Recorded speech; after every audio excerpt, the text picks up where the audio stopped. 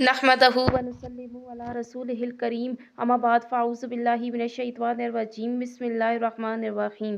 जहाँ तक मुझे देखा जा रहा है, मुझे सुना जा रहा है, आप सबको मेरी तरफ से अस्सलामु अलैकुम व रहमतुल्लाहि व बरकातुहू।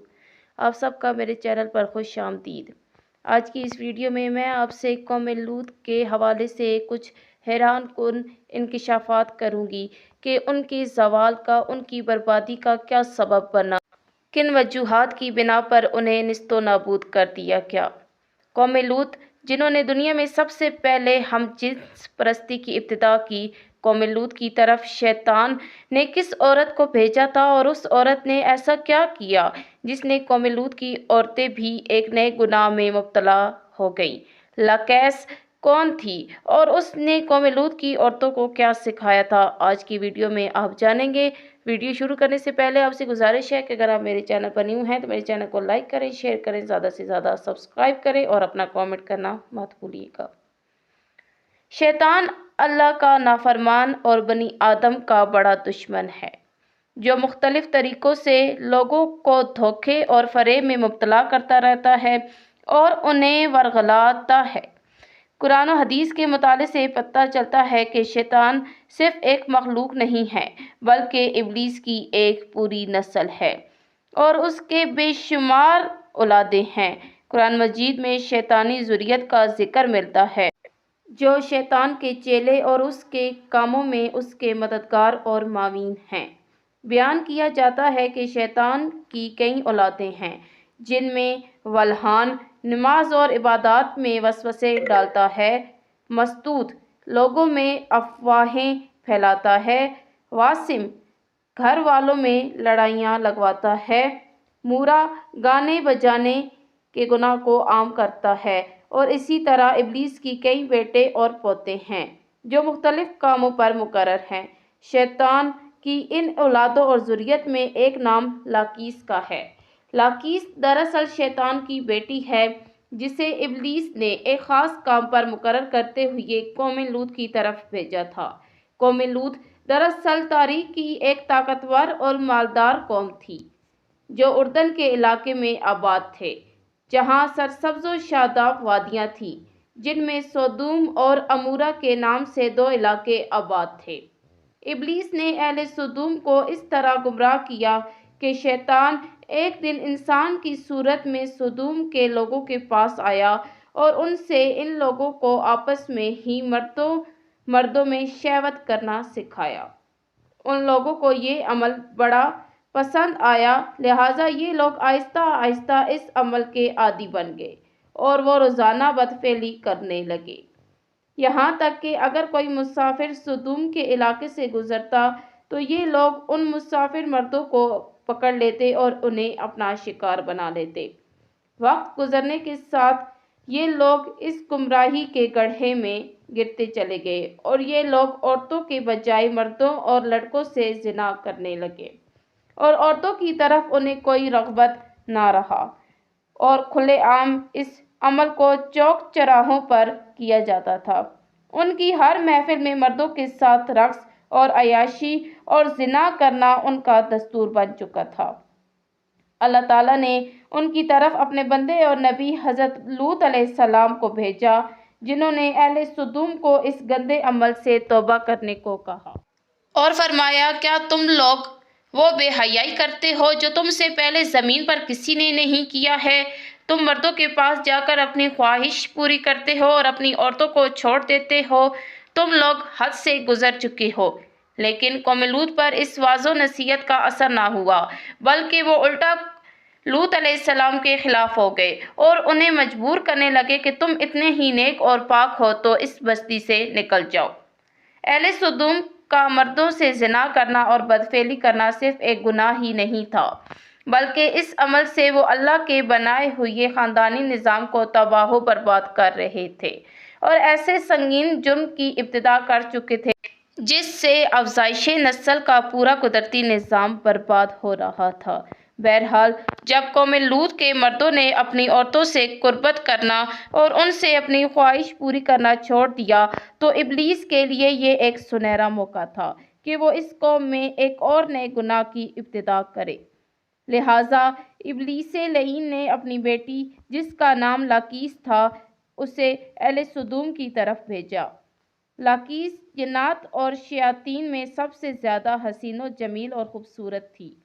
ابلیس نے اسے حکم دیا کہ وہ ایک خوبصورت عورت کی شکل اختیار کرے اور قوم لوط کی ان عورتوں کے پاس جائے اور انہیں ہم جنس پرستی کا طریقہ سکھائے جنہیں ان کے مردوں نے چھوڑ دیا۔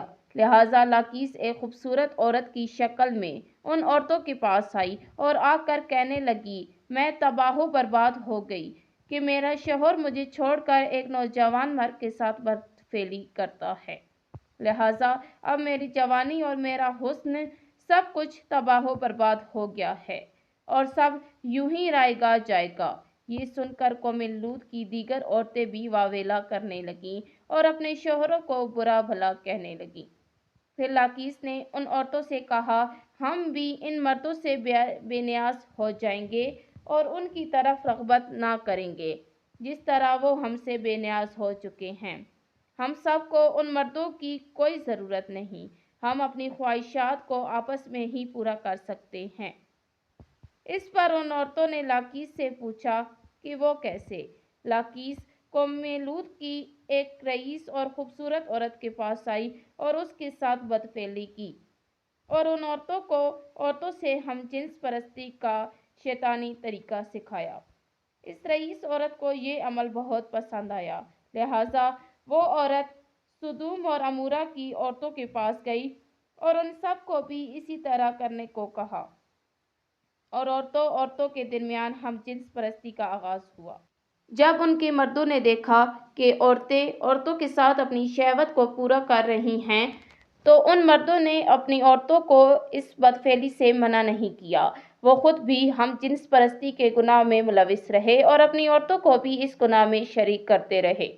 آخر کار جب قوم لوط کی سرکشی اور گناہ حد سے تجاوز کر گئے تو اللہ تعالیٰ نے ان پر پتھروں اور آگ کے انگاروں کا عذاب بھیجا جس سے ان کے جسموں کے پرخچے اڑ گئے۔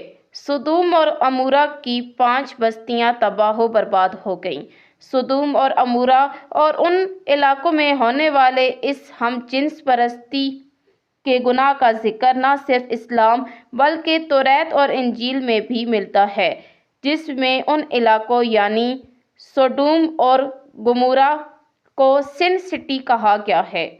اس کے علاوہ صحیفوں اور قدیم یونان کے تاریخی ریکارڈز میں بھی سدوم کے گناہگار شر کا ذکر ملتا ہے، جس کے مطابق سدوم اور عمورہ تاریخ انسانیت کے وہ پہلے علاقے تھے جہاں سے ہم جنس پرستی یعنی ہومو سیکسولیٹی کا آغاز ہوا تھا، اور ابلیس کی بیٹی لاقیس نے بعد میں اس گھناؤنے گناہ میں مزید اضافہ کرتے ہوئے وہاں کی عورتوں کو بھی ہم جنس پرست بنا دیا، جسے جدید دور میں لیسبین کمیونٹی کا نام دیا جاتا ہے۔ سدوم اور عمورہ کے بعد ہم جنس پرستی کی یہ بیماری قدیم مصر، یونان، چین، افریقہ اور یورپ میں پھیلتا چلا گیا۔ دور جدید میں یورپ اور امریکہ نے ہم جنس پرستی کی سب سے زیادہ حمایت کی، جو ترقی یافتہ معاشروں میں بھی بحث کا موضوع بنا اور اس گھناؤنے جرم کو حقوق انسانی میں شمار کرنے کے مطالبے کیے گئے۔ دراصل اللہ تعالیٰ نے ہر جاندار کے نر اور مادہ جوڑے پیدا فرمائے ہیں۔ یہ نر اور مادہ جوڑے نسل کی بقا کے لیے ہیں۔ ان کا آپس میں جنسی ملاپ قدرت کے قانون کے عین مطابق ہے۔ انسانی قانون کسی بھی حال میں قانون الہی کا بدل نہیں ہو سکتا اور قوانین الہی کے فائدے اور برکات کو کسی انسانی قانون کے ذریعے حاصل بھی نہیں کیا جا سکتا۔